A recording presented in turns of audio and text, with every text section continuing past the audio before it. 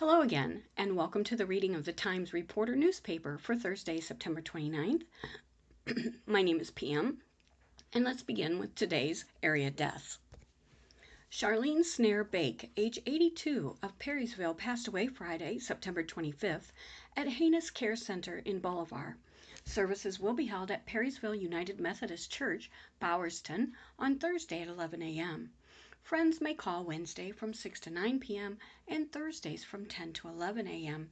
at the Perrysville United Methodist Church. Deputy Michael E. Krieger II, age 45, of Uhrichsville, a warrior and beloved member of the Tuscarawas County Sheriff's Office, died peacefully early Friday, September 25th. Guests are welcome to greet the family on Thursday, October 1st from 10 a.m. to 1 p.m.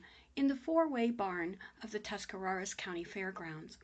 A service honoring Mike's life at 1:30 p.m. at the Fairgrounds Grandstand.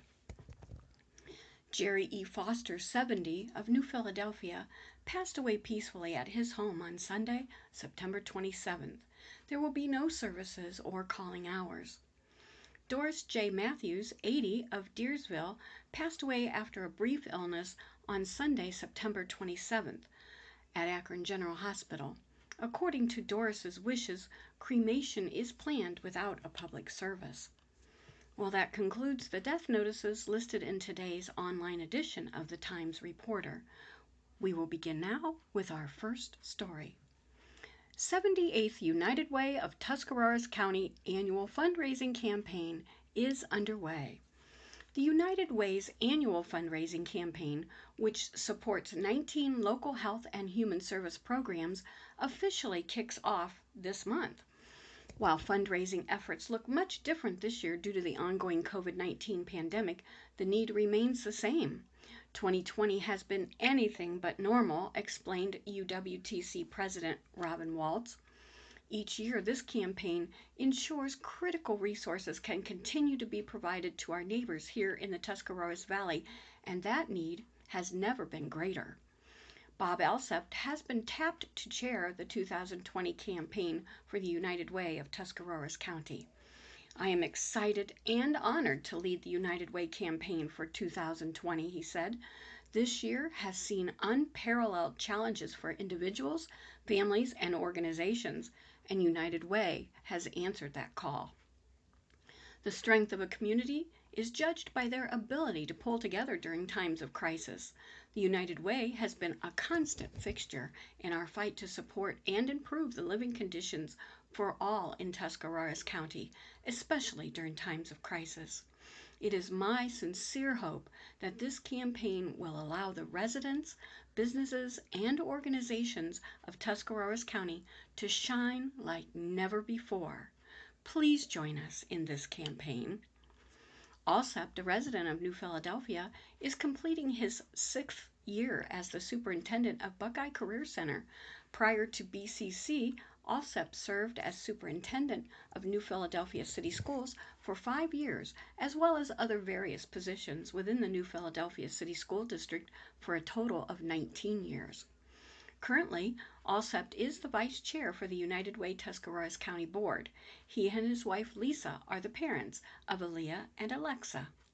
This year, Alsept will be working alongside Assistant Campaign Chair, Dean of Kent State University at Tuscarawas, Bradley Bilski.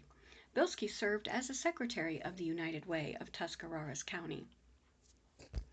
UWTC is asking for the community's continued support by investing in the organization's mission to continue to support health and human service programs in Tuscarawas County, in addition to various special grants. Each investment helps the organization continue to build a sustainable community for everyone. Assisting Alsept and Bilski as campaign solicitors are Jennifer Jones, Altman Healthcare Delivery System, Bruce James, Cleveland Clinic Union Hospital, Tammy Curry, Dover Philadelphia Federal Credit Union, Tiffany Kale, First Federal Community Bank, Steve Coates, First National Bank of Denison, Andrew Wright, Hanhart Insurance Agency, Michelle Leiser, McInturf Realty, Darlene Finzer and Paul McEwen, Ree and Associates, Elaine Tedrow, the Commercial and Savings Bank, Jean Steffen, Tuscarawas County Clerk of Courts, Elizabeth Stephenson, Tuscarawas County Court of Common Pleas, Rick Andrews, Troyer and Associates Inc., Chris Lane, Wendy's, Jack Dooling, Agnes Swigart, and Kristen Zemis, Community Volunteers. For more information or to make a donation, visit TuskUnitedWay.org. Well, let's hear what went on at the Strasburg Village Council by Barb Limbacher at the September 15th meeting. There was a key action. Heard a presentation from Aaron Domini of OHM Advisors at Columbus for a revitalization program for the downtown area of the village. The discussion. Domini said it would cost about $30,000 to plan a 5-month process to move forward with a project. The funds would not come from taxpayers, and council would need to create funds to do the study. Domini said it will take years to complete any projects. The first phase of the planning process, the project team will work with the village to develop a foundation of a plan. Domini said the first phase would include assembling the steering committee, a thorough analysis of the existing conditions, and identifying the key priority projects. He asked those attending what their vision would be for the downtown area, and often grants that are awarded for 80% grant funding and 20% village funds. Mayor Steve Smith said the village needs to get a plan in place or stay stagnant. Law Director Richard Fox said the village can do a small part, spend a little bit of money, but initiate a plan. A work session will be held at 6 p.m. September 29th in the school administration building to discuss the project. Any business owner or resident is invited to attend. In another matter, a public hearing was held prior to the meeting to adopt an ordinance amending the Strasburg-Franklin Township Joint Economic Development District and map by the addition of territory to add 7 acres to the JEDD for the Farmers Exchange to join the JEDD. There were other actions. Learned Tiger Drive has been annexed into the village. Fox needs a plat of the streets and village. Once that is completed, the village can accept the street. Passed an ordinance amending a current ordinance to make appropriations for current employees of the village during the fiscal year ending December 31st. Reviewed a complaint about vehicles being parked in the front yard at 4th Street Northwest and Wooster Avenue. Due to the pandemic, court issues have been backed up on another matter at the same residence. Heard the painting and cleaning of the gazebo, buildings, and concrete at Franklin Park have been completed. Learned that street paving is scheduled to begin on September 18th. Work on Oak Street Northwest is scheduled to begin September 28th and be completed by the end of October, weather permitting. Curbs, water line, and approaches and paving will be completed on the street. Heard Clean Test, a company located in the industrial park, is expanding and requested a crosswalk at 12th Street Northeast. Heard the school crosswalks on Bodmer Avenue need painted. Heard a tent owned by the American Legion was vandalized and cut in half. It is stored in a building at the cemetery, and when Legion members went to put it up for the last chicken barbecue of the season, they found the damage. Let's move on to For Your Info. Fall Cleanup Day will be held October 13th. Items should be placed with the trash. A list of unacceptable items is listed on the village website. Reminder to residents to complete the 2020 census prior to September 30th. Trick or Treat will be held from 6 to 7:30 p.m. October 31st. Those participating should turn on a porch light. Parents or guardians should follow social distancing and procedures for safety. Congratulated the fire department on their successful drive through the Ox Roast on September the 12th. Lauded the village employees for their commitment to their job and serving the residents of the village during the COVID-19 pandemic. Thanked the residents for their patience and perseverance to the many directions that came from Governor Mike DeWine's office, Ohio Department of Health, and County Health Department. The Lions Club agreed to erect a Christmas tree in the green space on Wooster Avenue. The village received a thank you from Strasburg Elementary students for the books the village purchased for the students. The American Legion appreciated the support from the community for their successful chicken barbecues they hold monthly. Up next, they meet at 6 p.m. October 7th, changed from October 6th, in the school administration building. A finance committee meeting will be held at 4:30 p.m. October 12th at Village Hall. Well, up next, the Ohio School District to receive literacy grant. The Dover Board of Education, staff, and community understand the importance of fiscal stewardship.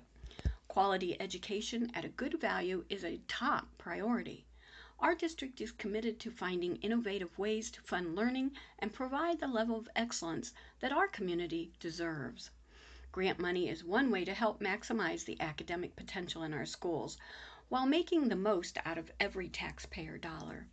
We are excited to announce that Dover City Schools has received $2.1 million literacy grant awarded by the Ohio Department of Education. This 4-year grant will provide resources for teachers and students in the area of literacy development. Dover was selected as a K-12 model site and is one of only 2 schools in the state of Ohio to receive this grant for all buildings within the district. This means that students in kindergarten through our high school seniors will benefit from these monies. Dover is putting these precious resources to good use to make a difference for all students.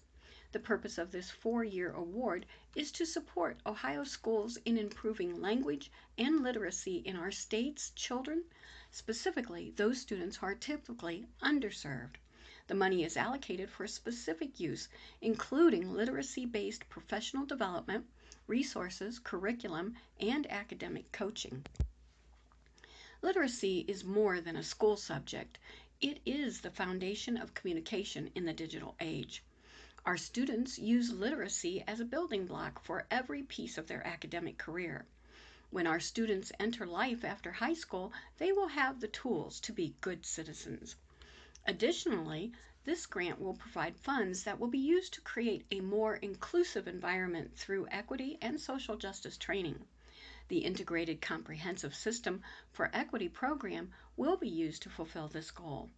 The program, backed by over 45 years of research, centers around 4 cornerstones: focus on equality, aligning staff and students, transform teaching and learning, and leverage funding and policy.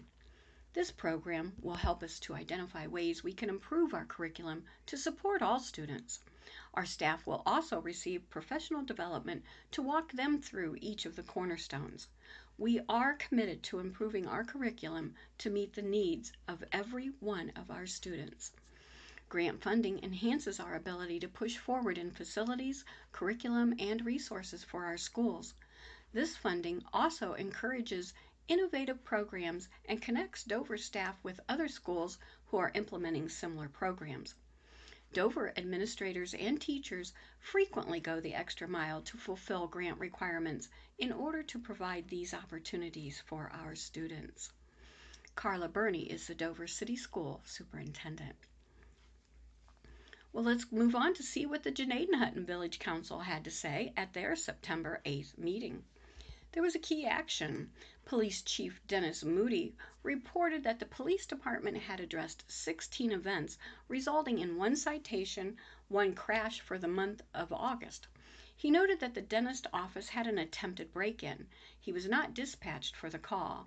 It was also brought up that there was a minor damage done to the bathrooms at Hex Grove Park due to suspected vandalism. The discussion was, Councilwoman Keely Cockman thanked Chief Moody for his help with school incidences. Councilman Chris Edwards asked if there could be police coverage at the square between 3 and 3:30 p.m. when students are walking home from school. Traffic is not stopping to allow them to cross the crosswalk. Moody assured Council that he would have Officer Smith monitor this daily while school is in session. Chief Moody said that he had sold 2 additional vehicles that were left from the government surplus items. There are only a handful of small items left. In other action, The village administrator, Jeff Kreitz, wanted to thank the Janadenhutton Moravian Church for reestablishing the church bells and chimes. Kreitz also said that he's going to start rebuilding catch basins. He also commented that the smoke testing went very well. There were only a few minor infractions discovered, and they were easily and quickly rectified. Edwards, who had participated in the smoke test, complimented the two seasonal village employees for their hard work and smart work during the smoke test. Kreitz shared information from the meeting he had with the engineer about building the structure over the headworks at the wastewater plant. He explained how he reduced the size by a small amount. He felt that the building would still be more than sufficient. He also discussed maintenance upgrades to the wastewater treatment plant. These have been done in-house through the contractor that is operating the plant at this time. It was pointed out by Councilman Dean Steer that there is a very large discrepancy in items and costs between what the former engineers said needed replacing on the wastewater plant and what the operator and new engineering firm are finding to be in need of repair or upgrade. This is a huge savings to the village and its residents. Kreitz mentioned the desire to get quotes to construct a pole building to house the equipment that is housed outside at this time. He felt that putting it under roof would lengthen the life of the equipment. Council and mayor suggested that he get quotes and bring them to the next meeting.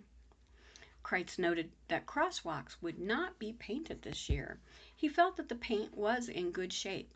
He also noted that Tuscoat will be in town soon to paint lines on the streets.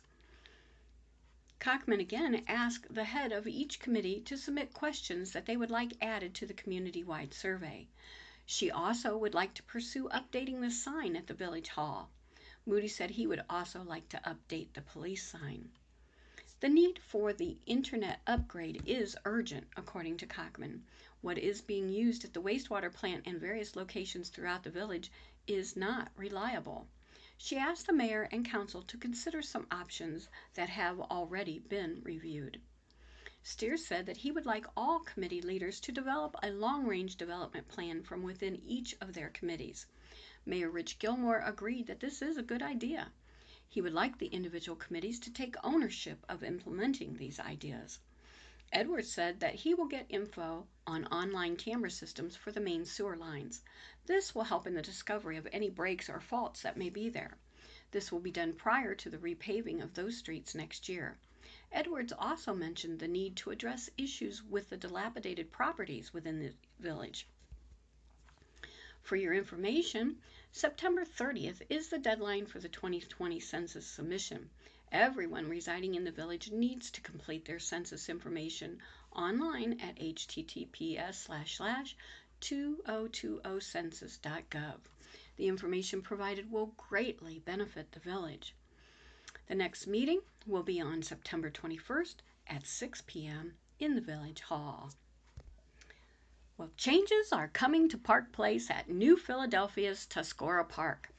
After 20 years of serving teenagers as a place to hang out with friends after school and on weekends, the Park Place Teen Center at New Philadelphia's Tuscarora Park is making a transition to serve a wider range of people in the coming months and years. Renamed the Park Place Youth Center, the facility will be expanding its mission and scope of operations under the leadership of Holly Claus, a full-time employee of RTY Inc.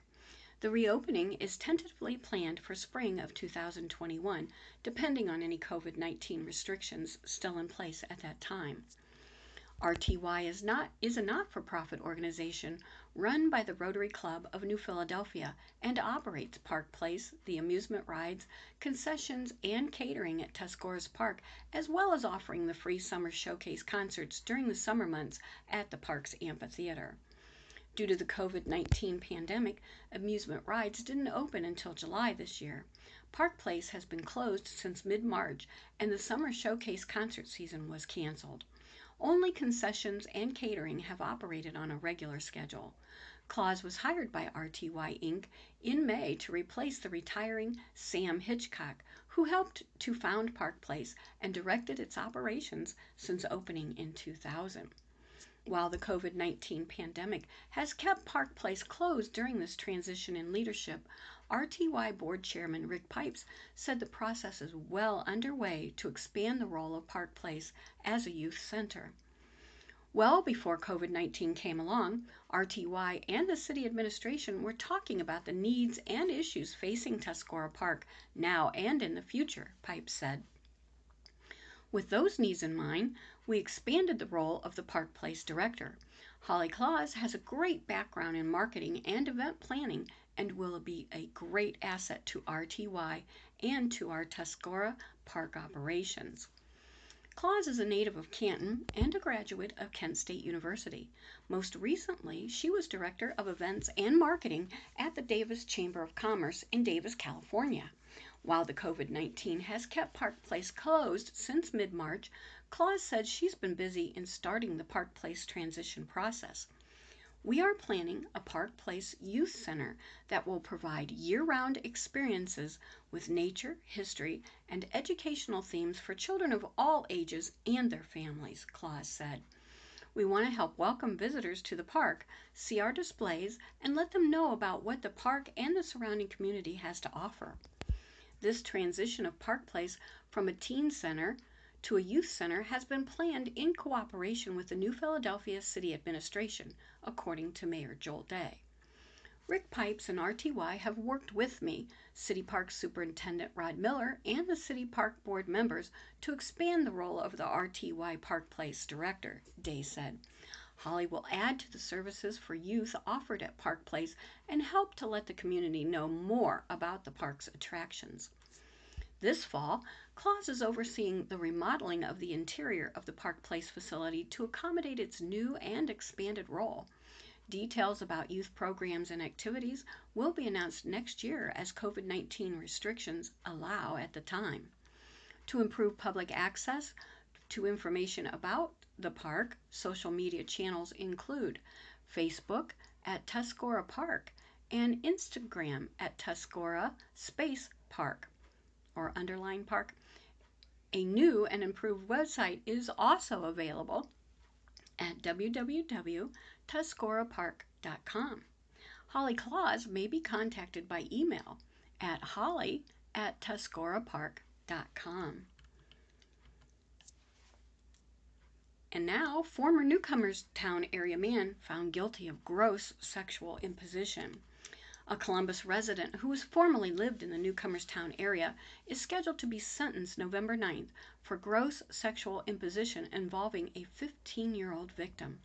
George W. Jones, Jr., 35, was found guilty Thursday in a jury trial conducted last week by Tuscarawas County Common Pleas Judge Edward O'Farrell. Jones had sexual contact with the 15-year-old victim, knowing the child's ability to resist or consent was impaired by sleep. The date of the offense is listed in court records as June 2, 2019. Jones remains free on his own recognizance. Before sentencing, the Community Corrections Program is to conduct a background investigation on Jones. He is to be interviewed and screened for admission to community-based corrections facility in Canton and Wintersville. And now, a man charged in storage unit thefts pleads guilty to 14 charges, by Nancy Molnar. One of 8 people charged in a series of theft from storage units pleaded guilty to 14 charges on Monday in Tuscarawas County Common Pleas Court. Corey S. Stout, 32, of Barnhill, admitted to all charges in 5 cases, including aggravated drug possession, breaking and entering, theft, and receiving stolen property. The plea was the result of a negotiated agreement between the prosecution and the defense. Stout is to receive a 2-year prison sentence to be reserved in favor of 2 years probation and completion of a residential program at the Stark Regional Community Correction Center, according to Assistant County Prosecutor Robert Urban. Visiting Judge John Haas scheduled sentencing for November 24th. He ordered a background investigation on the defendant from the Community Corrections Program.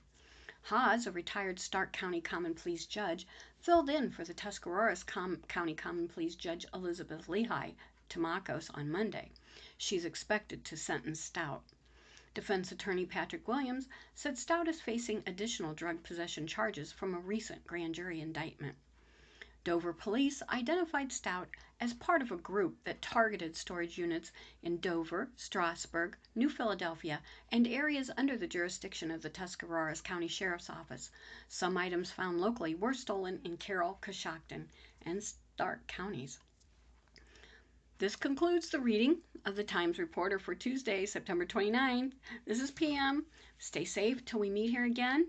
Be blessed. Do what you can to make today a great day.